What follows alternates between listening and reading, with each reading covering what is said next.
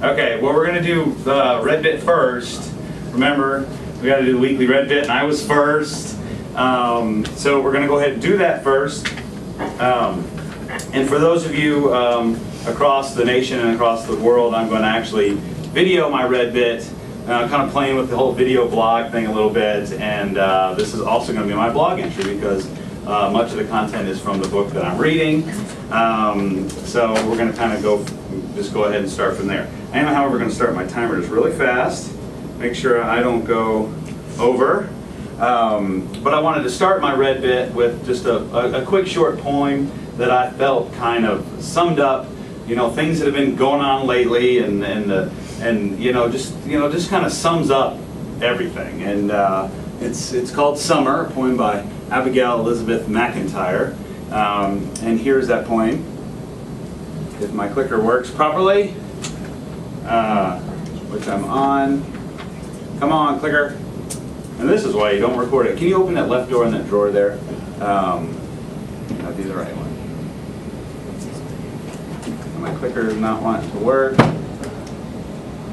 Of course. My poem. All right, pause. Oh, you're fine there. We got to just make sure I can see we can see the screen. Nate, you're just gonna have to watch my cue on press the space bar next to me there. Oh, it's not one to click at all? Oh, I know exactly why it's not clicking. I'm sorry. Now, just click once on the blue screen, Nate. It's got the, there it is. And there's our poem for this morning. Shit, it's hot. Shit, it's hot. I received that poem from a lovely contributor this morning in my email, and I thought it was just worth kind of sharing. And then that's actually what my red bit is about this morning, is the little differences between good and great. And kind of what I want to do is point out some sort of factual things and some things that we all study, that I love to study, that I feel make the difference between being good and being great. And the philosophy is that it's the little stuff.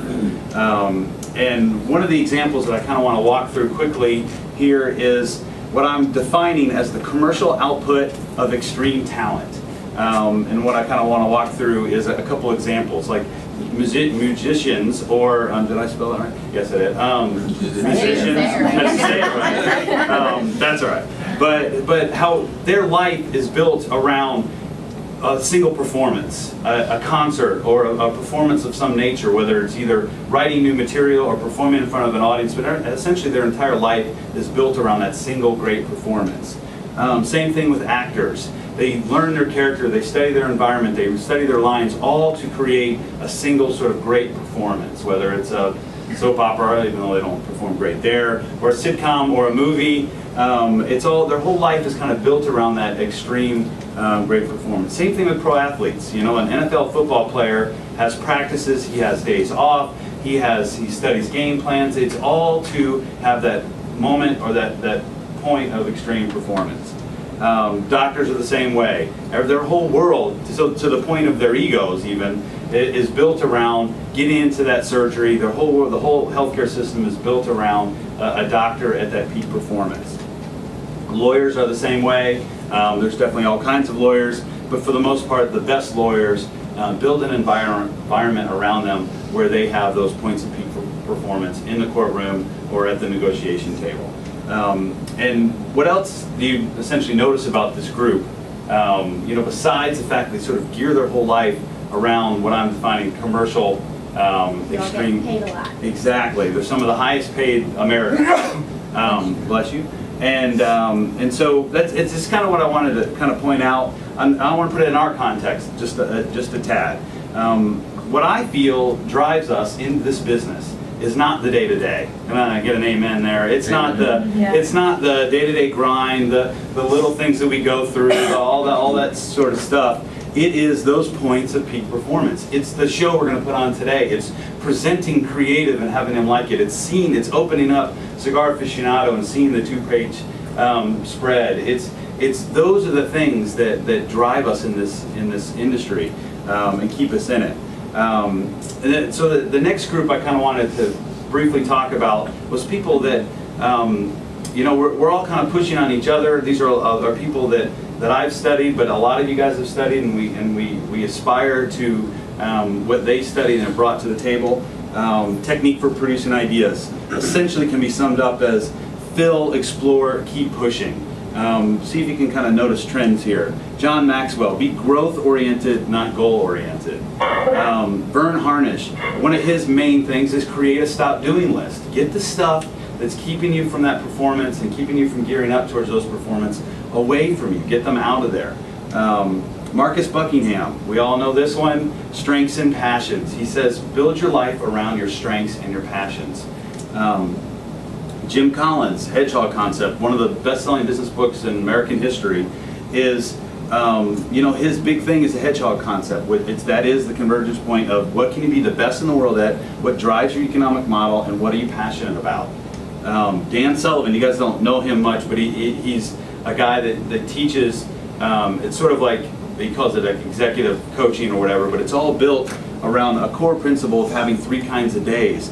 Not mix everything all together. Now, we can't always do it at the day level, but he has, essentially the principle is to have 3 kinds of activities. Focus activities, buffer activities, and free activities.